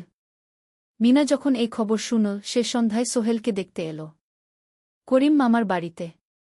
সাথে এনেছিল কিছু ফল। কি হয়েছিল? মিনা চিন্তিত গলায় জিজ্ঞেস করল। সোহেল সব বলল। মিনা রেগে গেল। এই শহরে এখন অনেক অপরাধ বেড়ে গেছে। পুলিশ কিছু করে না। তুমি পুলিশে রিপোর্ট করেছ? না, লাভ নেই। তবুও করা উচিত। তোমার মোবাইলটা হয়তো খুঁজে পাওয়া যাবে কি। করিম মামা সোহেলকে নিয়ে পুলিশ স্টেশনে গেলেন। জেনারেল ডায়েরি করলেন। কিন্তু পুলিশ খুব একটা আশা দিল না। দেখি কিছু করা যায় কিনা গু। সোহেল বুঝল মোবাইল আর ফিরবে না। সেই 1 সপ্তাহ সোহেলের জীবনের সবচেয়ে কঠিন সময় ছিল। সে শুধু শারীরিকভাবেই ক্ষতিগ্রস্ত হয়নি, মানসিকভাবেও ভেঙে পড়েছিল। প্রতিরাতে দুঃস্বপ্ন দেখত। সেই 3 জন ছিনতাইকারীর মুখ ভুলতে পারছিল না। মিনা প্রায় প্রতিদিন আসত। তাকে সাহস দিত। তুমি হাল ছেড়ো না সোহেল। জীবনে এরকম খারাপ সময় আসে, কিন্তু এটা কাটিয়ে ওঠাই হলো আসল বীরত্ব। সোহেলের মা গ্রাম থেকে ফোন করতেন, করিম মামার মোবাইল থেকে। তুই ভালো আছিস তো? সোহেল মাকে সব সত্যি বলেনি। শুধু বলেছে, হ্যাঁ মা, ভালো আছি। একটু জ্বর হয়েছিল, এখন ভালো। 1 সপ্তাহ পর সোহেল আবার অফিসে গেল। আলী সাহেব তাকে দেখে খুশি হলেন। কেমন আছো? ভালো আছি স্যার। ঠিক আছে, তবে প্রথম কয়েকদিন হালকা কাজ করবে গু। সোহেল আবার কাজে মন দিল। কিন্তু একটা জিনিস তাকে খুব কষ্ট দিচ্ছিল, তার মোবাইল নেই। মায়ের সাথে কথা বলতে পারছে না নিয়মিত। করিম মামার মোবাইল চাইতে সংকোচ লাগে। একদিন জাহিদ ভাই তাকে ডাকলেন। সোহেল, আমার একটা পুরনো মোবাইল আছে, তুমি ব্যবহার করো? না ভাই, আমি নাও, আমার কাজে লাগছে না, তুমি রাখো গু। সোহেল কৃতজ্ঞতায় প্রায় কেঁদে ফেল। ধন্যবাদ ভাই। মোবাইল পেয়ে সোহেল প্রথমেই মাকে ফোন করল। মা খুব খুশি হলেন। এতদিন ফোন করিসনি কেন? মা, মোবাইলটা নষ্ট হয়ে গিয়েছিল, নতুন নিয়েছি। মায়ের গলায় স্বস্তি ফুটে উঠল। 6ষ্ঠ অধ্যায়, নতুন সুযোগ। আরও 3 মাস কেটে গেল। সোহেল পুরোপুরি সুস্থ হয়ে গেছে।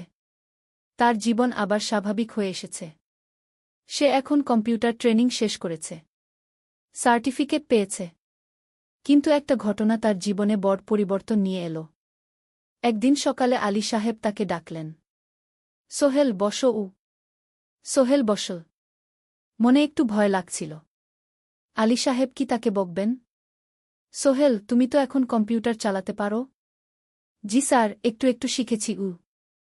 ভালো, আমি তোমার কাজ দেখছি। তুমি খুব পরিশ্রমী আর সৎ। আমাদের কোম্পানিতে এরকম মানুষের দরকার গু। সোহেল কিছু বুঝতে পারছিল না। আমি তোমাকে একটা সুযোগ দিতে চাই। আমাদের কোম্পানি একটা ট্রেনিং প্রোগ্রাম চালু করছে নতুন কর্মচারীদের জন্য। 6 মাসের কোর্স। কম্পিউটার অ্যাকাউন্টিং, ভবন নির্মাণের হিসাব নিকাশ, প্রজেক্ট ম্যানেজমেন্ট সব শিখবে। কোম্পানি সব খরচ দেবে। ট্রেনিংয়ের সময় তোমার বেতনও চলবে। রাজি আছো? সোহেল বিশ্বাস করতে পারছিল না। স্যার, সত্যি? আমাকে এত বড় সুযোগ দিচ্ছেন? হ্যাঁ। তুমি ভালো ছেলে, পরিশ্রমী। আমি তোমাকে এগিয়ে দিতে চাই। ভবিষ্যতে তুমি এই কোম্পানির একজন গুরুত্বপূর্ণ কর্মচারী হবে। সোহেল কৃতজ্ঞতায় প্রায় কেঁদে ফেল। ধন্যবাদ স্যার। আমি কঠোর পরিশ্রম করব। আমি জানি। সেদিন সন্ধ্যায় সোহেল মিনার দোকানে গেল।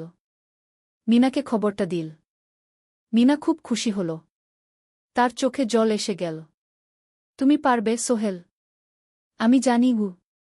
সোহেল তার মা আর বোনকেও ফোন করে খবরটা দিল। মা কাঁদতে লাগলেন। তোর বাবা বেঁচে থাকলে কত খুশি হতো। ট্রেনিং শুরু হলো পরের মাস থেকে। প্রতিদিন সকালে 3 ঘন্টা ক্লাস, তারপর বাকি সময় অফিসের কাজ। ক্লাসে 5 জন নতুন কর্মচারী। সবাই তরুণ, উৎসাহী। শিক্ষক ছিলেন একজন অভিজ্ঞ ইঞ্জিনিয়ার। নাম রহিম স্যার। তিনি খুব ভালোভাবে সব কিছু বুঝাতেন। কম্পিউটার অ্যাকাউন্টিং, এক্সেলে জটিল ক্যালকুলেশন, প্রজেক্টের বাজেট তৈরি, সময় ব্যবস্থাপনা সব। সোহেল পুরো মনোযোগ দিয়ে শিখতে লাগল।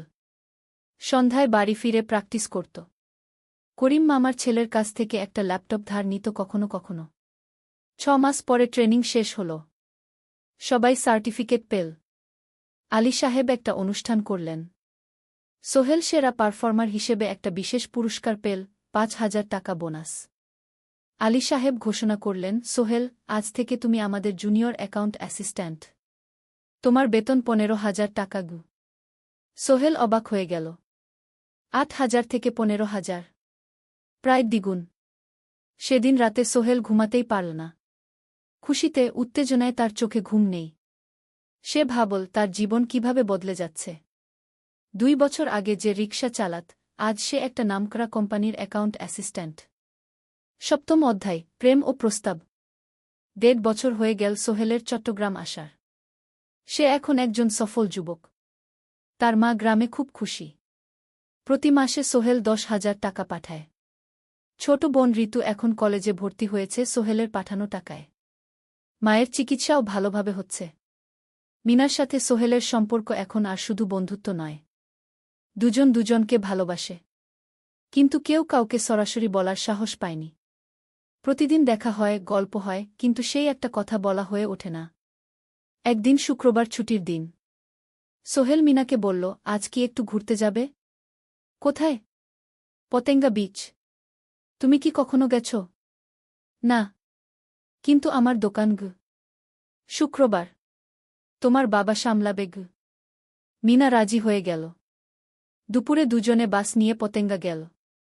সমুদ্র দেখে মিনা অবাক হয়ে গেল। কি সুন্দর! দুজনে বালিতে বসল। ঢেউয়ের শব্দ শুনতে শুনতে গল্প করছিল। হঠাৎ সোহেল বলল, মিনা, তোমার সাথে কিছু বলার ছিল। বলো। সোহেল একটা লম্বা শ্বাস নিল। তুমি জানো, আমি তোমাকে ভালোবাসি। মিনা হাসল। তার চোখ ভিজে গেল। জানি। আমিও তোমাকে ভালোবাসি সোহেল। সোহেল অবাক হয়ে গেল। সত্যি? হ্যাঁ। অনেকদিন ধরেই জানি।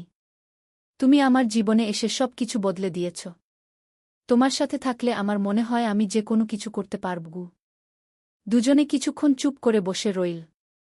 সমুদ্রের ঢেউ এসে পায়ে লাগছিল। সূর্য পশ্চিমে ঢলে পড়ছে। আকাশ লালকুমলা হয়ে গেছে। কিন্তু আমার বাবার সাথে কথা বলতে হবে, কি মিনা বলল। আমি তৈরি। যখন বলবে তখন বলব। পরের সপ্তাহে সোহেল মিনার বাবার সাথে কথা বলল। আব্দুল হামিদ সাহেব প্রথমে একটু দ্বিধা করলেন। তুমি কোনো পরিবারের ছেলে? তোমার বাবা কি করতেন? সোহেল সব সত্যি বলল। তার বাবা ছিলেন স্কুল শিক্ষক। মারা গেছেন 10 বছর আগে। মা গ্রামে থাকেন। ছোট বোন কলেজে পড়ে। তুমি নিজে কি করো? আমি আলামিন কনস্ট্রাকশন কোম্পানিতে জুনিয়র অ্যাকাউন্ট অ্যাসিস্ট্যান্ট। মাসে 15,000 টাকা বেতন। আব্দুল হামিদ সাহেব ভাবলেন। তারপর বললেন, দেখো মিনা আমার একমাত্র সন্তান। তার মা নেই। আমি একা তাকে বড় করেছি। আমি চাই মিনা একজন ভালো ছেলের সাথে বিয়ে হোক। তুমি দেখতে ভালো ছেলে মনে হচ্ছে, কিন্তু আমাকে তোমার মায়ের সাথে দেখা করতে হবে। তোমার পরিবারকে জানতে হবে। জি আঙ্কেল, আমি ব্যবস্থা করছি। সোহেল খুশিতে আটখানা। সে সেদিন রাতেই তার মাকে ফোন করল। মাকে সব বলল। মা প্রথমে অবাক হলেন, তারপর খুশি হলেন। মিনা মেয়েটা কেমন? খুব ভালো মা, তুমি দেখলে পছন্দ করবে। ঠিক আছে, আমি আর ঋতু আসছি চট্টগ্রাম। 2 সপ্তাহ পর সোহেলের মা আর বোন চট্টগ্রাম এলো। সোহেল তাদের নিয়ে মিনার বাড়িতে গেল। 2 পরিবার একসাথে বসল। মিনার বাবা সোহেলের মাকে দেখে খুশি হলেন। সোহেলের মা সহজ সরল ভদ্রমহিলা। আপনার ছেলে খুব ভালো, মিনা তাকে পছন্দ করে। আমিও রাজি। আব্দুল হামিদ সাহেব বললেন, আমার সোহেল সৎ ছেলে, মিনাকে খুব ভালোবাসে। আমি জানি ও মিনাকে সুখে রাখবে। কি সোহেলের মা বললেন। বিয়ের তারিখ ঠিক হল 3 মাস পর। এই 3 মাসে সোহেল যথেষ্ট টাকা জমাবে। বিয়ে হবে সাদামাটা কিন্তু সুন্দর। 8ম অধ্যায়, নতুন পথ। 3 মাস কেটে গেল দ্রুত। সোহেল প্রতিদিন কঠোর পরিশ্রম করছিল। অফিসে তার কাজের প্রশংসা হচ্ছে। আলী সাহেব তাকে এখন ছোটখাটো প্রজেক্টের হিসাব দেখতে দিচ্ছেন। সোহেল তার সঞ্চিত টাকা দিয়ে বিয়ের আয়োজন করল। বিয়ে হল মিনার বাড়ির কাছের একটা কমিউনিটি সেন্টারে। খুব বেশি লোক আসেনি। 2 পরিবারের আত্মীয় স্বজন আর অফিসের কয়েকজন সহকর্মী। কিন্তু অনুষ্ঠান ছিল খুব সুন্দর। সোহেল যখন মিনাকে বিয়ের পোশাকে দেখল, তার মনে হল পৃথিবীর সবচেয়ে সুন্দর মেয়ে সে। লাল শাড়ি পরা, মুখে হালকা মেকআপ, কিন্তু তার স্বাভাবিক সৌন্দর্য ছিল আসল। বিয়ের পর সোহেল একটা ছোট্ট ফ্ল্যাট ভাড়া নিল। 2 রুমের ফ্ল্যাট, মাসে ভাড়া 5,000 টাকা। মিনা এখনও তার পড়াশোনা চালিয়ে যাচ্ছে। আরও 1 বছর বাকি গ্র্যাজুয়েশন শেষ হতে। সোহেলের মা আর বোন গ্রামে ফিরে গেল। মা বলে গেলেন, সোহেল, মিনাকে ভালো রাখিস। মেয়েরা অনেক ত্যাগ করে সংসার করতে। জানি মা। নতুন জীবন শুরু হল। সোহেল সকালে অফিসে যায়, সন্ধ্যায় ফেরে। মিনা সকালে কলেজে যায়, দুপুরে ফিরে রান্না করে, ঘর গোছায়। সন্ধ্যায় দুজনে একসাথে বসে পড়াশোনা করে, গল্প করে, টিভি দেখে। জীবন সুন্দর ছিল, কিন্তু চ্যালেঞ্জও ছিল। মাসিক খরচ, ভাড়া 5,000, বাজার 3,000, বিদ্যুৎ গ্যাস 1,000, মায়ের জন্য 5,000, মিনার কলেজের খরচ 1,200। মোট প্রায় 14,000 টাকা। বাঁচত মাত্র 1,000 খানেক। কিন্তু সোহেল হাল ছাড়ল না। সে সন্ধ্যায় একটা কম্পিউটার ট্রেনিং সেন্টারে পার্ট টাইম পড়ানো শুরু করল। সপ্তাহে 3 দিন 2 ঘন্টা করে। এতে মাসে আরও 3,000 টাকা আসতে লাগল। মিনাও বসে থাকল না। সে বাড়িতে বসে কয়েকজন স্কুলের ছাত্রছাত্রীকে টিউশন পড়াতে শুরু করল। মাসে 2,000 টাকা আয়। এভাবে কেটে গেল 6 মাস। দুজন মিলে পরিবার চালাচ্ছে, স্বপ্ন দেখছে। একদিন সোহেল বলল, মিনা, আমি একটা নতুন স্বপ্ন দেখছি। কি? আমি নিজে একটা ছোট্ট কনস্ট্রাকশন কোম্পানি খুলতে চাই। ছোট ছোট প্রজেক্ট নেব। বাড়ি মেরামত, ছোট বিল্ডিং বানানো, এসব। তোমার কি যথেষ্ট অভিজ্ঞতা আছে? আছে। আমি 2 বছর ধরে এই কাজের সাথে জড়িত। অনেক কিছু শিখেছি। আর আলী সাহেবও আমাকে সাহায্য করবেন। কিন্তু টাকা কোথায়? কোম্পানি খুলতে তো অনেক টাকা লাগবে। আমি জমাচ্ছি। আরও 1 বছর কাজ করব। তারপর চেষ্টা করব। মিনা তাকে সমর্থন দিল। তুমি পারবে। তোমার মধ্যে সেই শক্তি আছে। 9ম অধ্যায়, চ্যালেঞ্জের সময়। কিন্তু ভাগ্য সবসময় অনুকূলে থাকে না। সোহেল যখন স্বপ্ন দেখছিল নিজের কোম্পানি খোলার, তখনই একটা বড় সমস্যা এলো। আলী সাহেবের কোম্পানি একটা বড় প্রজেক্ট পেয়েছিল। একটা 10তলা বিল্ডিং বানানোর কাজ। কিন্তু প্রজেক্টের প্রধান ইনভেস্টর হঠাৎ পালিয়ে গেল। তিনি কোম্পানির কাছ থেকে প্রায় 50 লাখ টাকা নিয়ে গেছেন, কিন্তু কাজ শেষ হয়নি। কোম্পানি বড় ক্ষতির মুখে পড়ল। আলী সাহেব অনেক কর্মচারীকে ছাঁটাই করতে বাধ্য হলেন। প্রায় 10 জনকে চাকরি থেকে বাদ দিলেন। বাকিদের বেতন কমাতে হল। সোহেলকে আলী সাহেব ডেকে বললেন, সোহেল, আমি তোমাকে রাখতে চাই। তুমি বিশ্বস্ত কর্মচারী। কিন্তু তোমার বেতন কমাতে হবে। 15,000 থেকে 10,000 সোহেল মনে মনে চিন্তায় পড়ে গেল। 10,000 টাকায় সংসার চলবে কিভাবে? মায়ের খরচ, ভাড়া, বাজার সব মিলিয়ে তো 14,000 টাকা লাগে। কিন্তু সে কিছু বলল না। ঠিক আছে স্যার। বাড়ি ফিরে সোহেল মিনাকে সব বলল। মিনা চিন্তিত হয়ে গেল। এখন কি হবে? চিন্তা করো না, আমি পার্ট টাইম টিউশনির সময় বাড়াব। আর তুমিও বেশি করে টিউশন নাও। কিন্তু আমার তো পড়াশোনাও আছে গি। জানি, কিন্তু এখন এটাই করতে হবে গু। সোহেল সন্ধ্যায় আরও 2টো জায়গায় পার্ট টাইম কাজ খুঁজল। একটা দোকানের সন্ধ্যায় হিসাব দেখার কাজ পেল, মাসে 2,000 টাকা। আরেকটা জায়গায় সপ্তাহান্তে কম্পিউটার রিপেয়ারের কাজ পেল, মাসে 1,500 টাকা। মিনাও 3 জন নতুন স্টুডেন্ট নীল টিউশনে। তার আয় বাড়ল 2,000 থেকে 3,500-এ। কঠিন সময় ছিল। সোহেল সকাল 8টায় অফিসে যেত, সন্ধ্যা 6টায় ফিরত। তারপর একটু বিশ্রাম নিয়ে 7:30টায় বের হতো পার্ট টাইম কাজে। রাত 10টায় বাড়ি ফিরত। রবি সোমবার কম্পিউটার রিপেয়ারের কাজ। মিনাও সকালে কলেজে যেত, দুপুরে ফিরে রান্না করত, তারপর বিকেলে টিউশন পড়াত। রাতে খাওয়া দাওয়ার পর পড়াশোনা করত। দুজনেরই শরীর খারাপ হতে শুরু করল। সোহেল একদিন অফিসে অজ্ঞান হয়ে পড়ে গেল। ডাক্তার দেখাতে নিয়ে গেল। ডাক্তার বলল অতিরিক্ত পরিশ্রম, শরীরে পুষ্টির অভাব, ঠিকমতো খাচ্ছেন না মনে হচ্ছে গি। সত্যি কথা, খরচ বাঁচাতে সোহেল আর মিনা অনেক সময় কম খেত। মাংস মাছ কিনত সপ্তাহে একদিন, বাকি সময় শাকসবজি, ডাল। মিনা সোহেলকে বলল, আর নয় সোহেল, তুমি এভাবে নিজেকে শেষ করে ফেলছ। আমার পড়াশোনা বন্ধ করে দিই, আমি ফুল টাইম চাকরি করি গি। না, সোহেল জোর দিয়ে বলল, তোমার পড়াশোনা বন্ধ হবে না। আরও মাত্র 6 মাস বাকি, তুমি গ্রাজুয়েট হবেই গি। কিন্তু তুমি আমি ঠিক হয়ে যাব, চিন্তা করো না গে। কিন্তু পরিস্থিতি আরও খারাপ হলো যখন সোহেলের মায়ের অসুখ হল। হার্টের সমস্যা, হাসপাতালে ভর্তি করতে হল। খরচ 50,000 টাকা। সোহেলের হাতে এত টাকা কোথায়? সে করিম মামার কাছে ধার চাইল। করিম মামা 20,000 টাকা দিলেন। বাকি 30,000 টাকা সোহেল একটা এনজিও থেকে ঋণ নিল। সুদের হার মাসে 2%। মায়ের চিকিৎসা হল, তিনি সুস্থ হয়ে গেলেন। কিন্তু সোহেল এখন ঋণের বোঝায় পড়ে গেল। প্রতি মাসে 3,000 টাকা করে কিস্তি দিতে হবে। সেই রাতে সোহেল আর মিনা বিছানায় শুয়ে কথা বলছিল। সোহেল বলল, মিনা, আমি মনে হয় ভুল করেছি। শহরে এসে বিয়ে করে তোমাকে কষ্টে ফেলেছি গু। মিনা তার হাত ধরল। না সোহেল, তুমি ভুল করনি।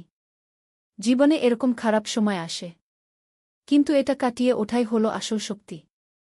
আমরা একসাথে আছি, একসাথে থাকব, সব কিছু ঠিক হয়ে যাবে। মিনার কথায় সোহেল একটু সাহস পেল। হ্যাঁ, হাল ছাড়া যাবে না। 10ম অধ্যায়, আলোর দিকে। 3 মাস পরে পরিস্থিতি একটু ভালো হতে শুরু করল।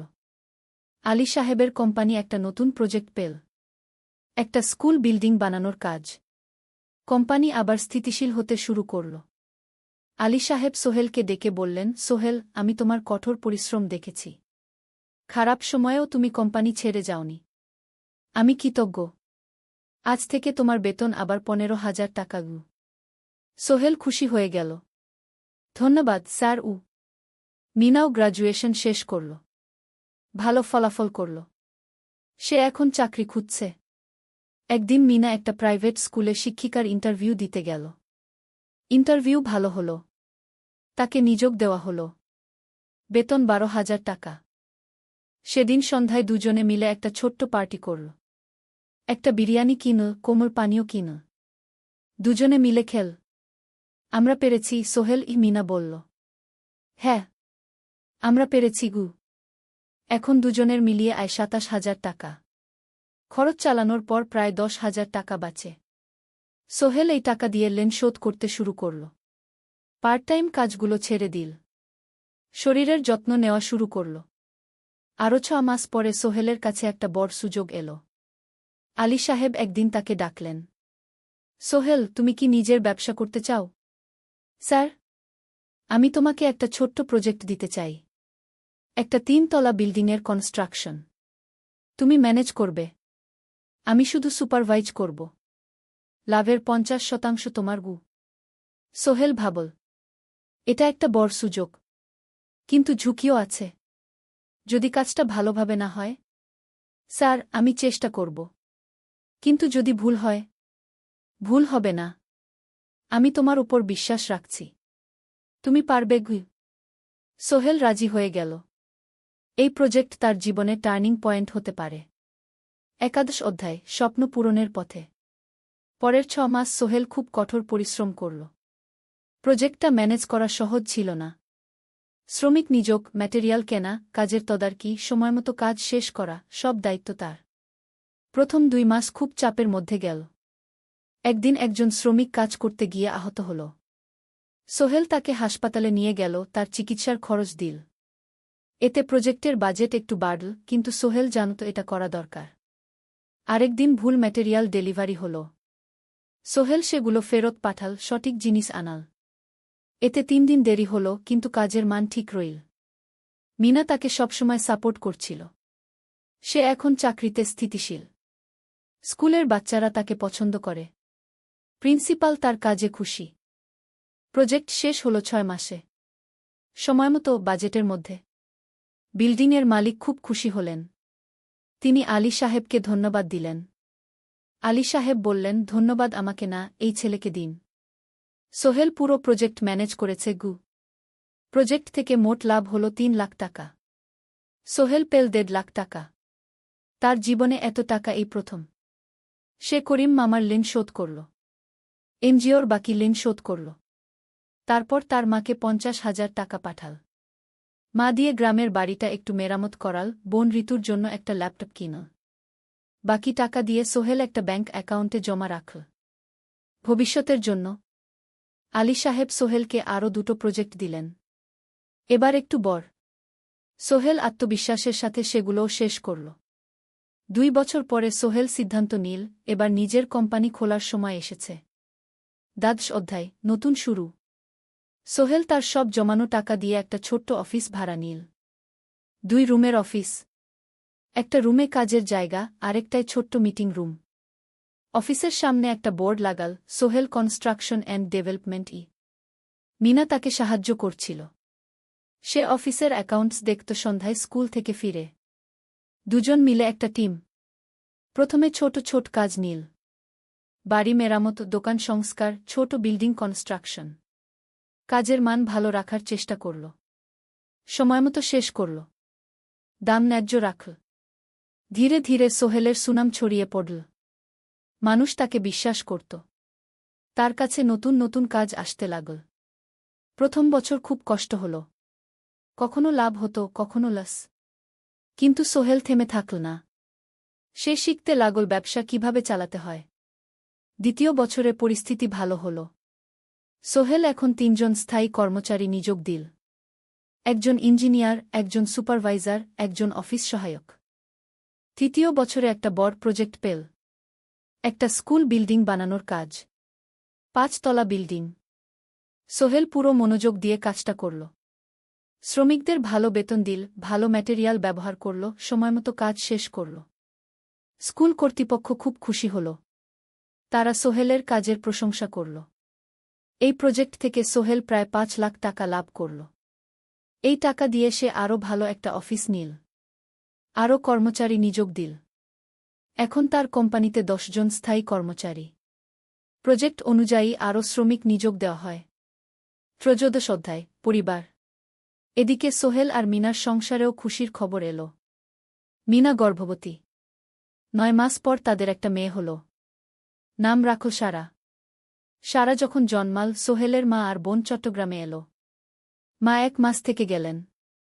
মিনাকে সাহায্য করলেন। সোহেল এখন একটা বড় ফ্ল্যাট ভাড়া নিয়েছে। 3 রুমের ফ্ল্যাট। একটা রুমে সোহেল, মিনা, একটায় সারা, আরেকটায় অতিথি রুম। মায়ের জন্য সোহেল সিদ্ধান্ত নিল তাকে চট্টগ্রামে নিয়ে আসবে। গ্রামে একা থাকা ঠিক না। কিন্তু মা রাজি হলেন না। না বাবা, আমি গ্রামেই থাকব। এখানে আমার পরিচিত মানুষ আছে। তোর বোনকে নিয়ে যা। ও ঢাকায় পড়ছে, চট্টগ্রামে এনে ভালো কোথাও ভর্তি করিয়ে দেগি। সোহেল তাই করল। ঋতুকে চট্টগ্রাম বিশ্ববিদ্যালয়ে ভর্তি করিয়ে দিল। ঋতু এখন সোহেলের ফ্ল্যাটে থাকে, বিশ্ববিদ্যালয়ে পড়ে। সোহেলের মনে হল তার জীবন এখন পরিপূর্ণ। স্ত্রী, মেয়ে, বোন সবাই তার কাছে। ব্যবসা ভালো চলছে। মা গ্রামে সুখে আছেন। চতুর্দশ অধ্যায়, সফলতার শিখরে। 5 বছর কেটে গেল। সোহেল এখন একজন সফল উদ্যোক্তা। তার কোম্পানি কি সোহেল কনস্ট্রাকশন অ্যান্ড ডেভেলপমেন্ট এখন চট্টগ্রামে বেশ পরিচিত। প্রায় 30 জন কর্মচারী তার অধীনে কাজ করে। সোহেল এখন শুধু ছোট প্রজেক্ট করে না, বড় বড় প্রজেক্টও করে। একটা 8তলা বিজনেস কমপ্লেক্স বানানোর কাজ পেয়েছে। একটা হাসপাতাল বিল্ডিং বানাচ্ছে। মিনা এখনও স্কুলে পড়ায়। সে এখন ভাইস প্রিন্সিপাল। সাথে সোহেলের কোম্পানির অ্যাকাউন্টস ম্যানেজার। দুজন মিলে ব্যবসা চালা। সারা এখন 4 বছরের। স্কুলে ভর্তি হয়েছে। খুব চালাক মেয়ে। ঋতু বিশ্ববিদ্যালয় থেকে গ্রাজুয়েট হয়ে একটা ব্যাংকে চাকরি পেয়েছে। একদিন আলী সাহেব